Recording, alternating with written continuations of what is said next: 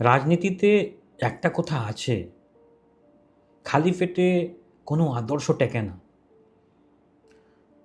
আপনি খুব ভালো বক্তা হতে পারেন, আপনার অনেক বড় ভাষণ বা প্রতিশ্রুতি থাকতে পারে, কিন্তু দেশের সাধারণ মানুষ যখন চাল ডাল তেল আর গ্যাসের দাম মেটাতে গিয়ে হিমশিম খায়, তখন আপনার সমস্ত রাজনৈতিক প্রচার নিমিষেই মিথ্যা প্রমাণ হয়ে যায়। ইতিহাসে দেখা গেছে যে সাধারণ মানুষের অর্থনৈতিক কষ্ট আর মূল্যস্ফীতি যে শাসক দল তুচ্ছ মনে করে বা করেছে, সে রাজনৈতিক দলগুলোকেই সবচেয়ে নির্মমভাবে ক্ষমতার মসনদ থেকে ছিটকে ফেলা হয়েছে। সবাইকে স্বাগত জানাই পলিটিক্যাল সুসাইড সিরিজের 5 নম্বর পর্বে। আজ আমরা একজন পলিটিক্যাল স্ট্র্যাটেজিস্ট দৃষ্টিকোণ থেকে দেখব কেন অর্থনৈতিক সংকট অবহেলা করা রাজনৈতিক আত্মহত্যায় সামিল হয়। এটা সাধারণ মানুষের প্রধান উদ্বেগ হলো তাদের জীবনযাত্রা, চাল ডাল ও জ্বালানির দাম। এটা কিন্তু সবসময় মনে রাখবেন যারা রাজনীতি করতে চায়। কোনো দল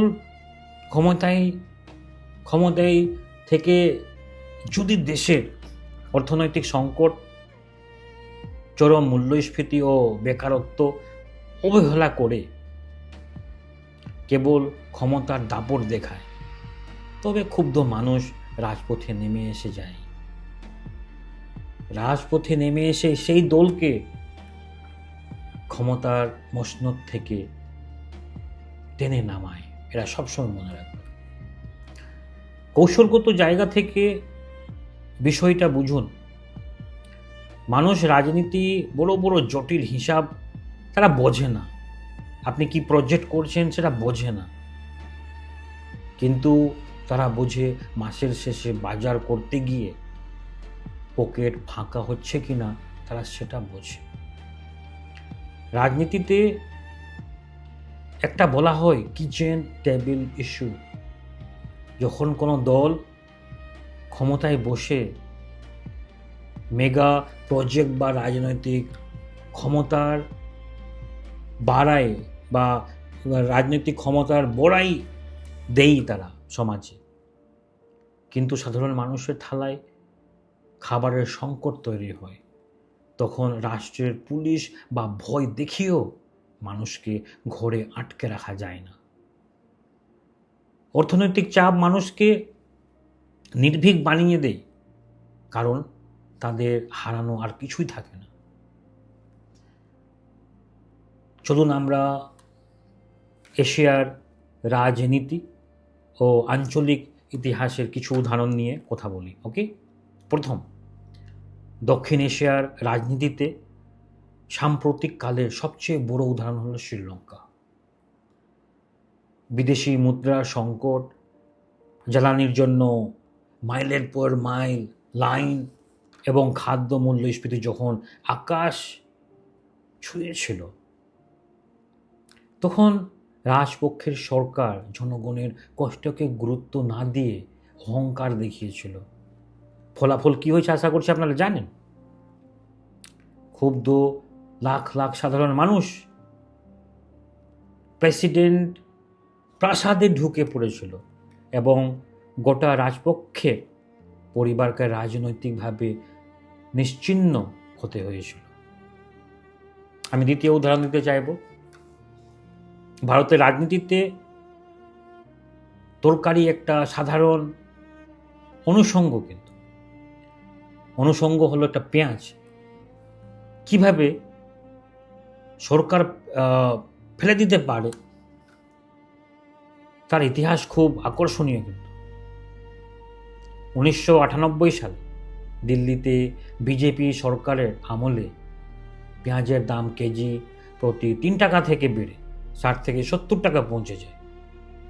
সাধারণ মানুষের এই ক্ষোভের সুযোগ দিয়ে তৎকালীন কংগ্রেস দিল্লি নির্বাচনে বিপুল জয় পায় এবং বিজেপি ক্ষমতা হারায় শেষ। ভারতীয় রাজনীতিতে এই ঘটনা প্রমাণ করে নিত্য পণ্যের দাম নিয়ন্ত্রণ করতে না পারা কতটা মারাত্মক ব্যাকফায়ার করতে পারে আপনি এই 1998 থেকে উদাহরণ থেকে আপনি আশা করছি বুঝতে পারছেন। আমি বিশ্বের একটা উদাহরণ দিতে চাই। যুক্তরাষ্ট্রের 1978 এবং 1979-এর মধ্যেখানে ব্রিটেনের প্রচণ্ড মূল্যস্ফীতি এবং শ্রমিক অসন্তোষের কারণে সেই সময় লেবার সরকার পুরোপুরি ব্যর্থ হয়, কিন্তু নিত্য প্রয়োজনীয় জিনিসের সংকট ও ধর্মঘটে দেশ স্তব্ধ হয়ে যায় সে সময়। এই অর্থনৈতিক সংকটকে অবহেলা করার কারণে জনগণ লেবার পার্টিকে প্রত্যাখ্যান করে এবং কনজারভেটিভ যে পার্টি ক্ষমতায় সেই সময় আছে, যা ব্রিটেনের রাজনীতিকে কয়েক দশকের জন্য বদলে দেয়। সুতরাং তাই রাজনৈতিক নেতৃত্বদেরকে আমি কিছু তিনটি গোল্ডেন রুলস দিতে চাই, যা আপনাদেরকে অবশ্যই জানা দরকার। প্রথম, কখনো দাম বৃদ্ধিকে আড়াল করবেন না, তুচ্ছ ভাববেন না। সব ঠিক আছে বলে মিথ্যা প্রচার করলে মানুষ আরও বেশি ক্ষুব্ধ হয়। বরং সমস্যা স্বীকার করুন এবং সমাধানের পদক্ষেপ নিন, যাতে সাধারণ মানুষ দেখতে পায়। দ্বিতীয়, ফাঁকা রাজনৈতিক স্লোগান বন্ধ করুন।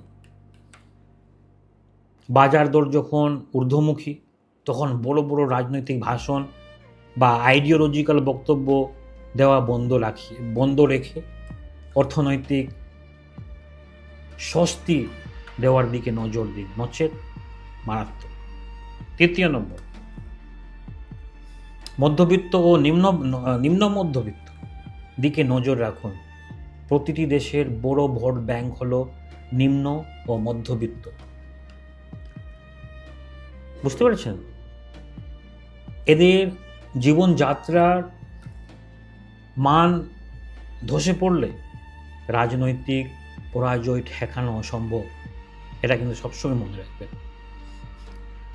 আশা করছি আমাদের এই পলিটিক্যাল সুসাইড সিরিজের পঞ্চম নম্বর এই পর্ব আশা করছি আপনাদের ভালো লেগে হবে। পরবর্তী আমাদের এই পলিটিক্যাল সুসাইড সিরিজের 6 নম্বর পর্বে আবার নতুন কিছু টপিকস নিয়ে আলোচনা করব। আজকের এই বিশ্লেষণটি আপনার কেমন লাগলো? আপনার মতে কোন সরকারের পতনের পেছনে অর্থনৈতিক সংকট সবচেয়ে বড় ভূমিকা ছিল? কমেন্ট করে আপনার মতামত অবশ্যই জানান। রাজনৈতিক বিশ্লেষণ আরও দেখতে চ্যানেলটি সাবস্ক্রাইব, লাইক এবং ফলো অবশ্যই করুন। দেখা হচ্ছে পরবর্তী পর্বে। ধন্যবাদ। জয় হিন্দ।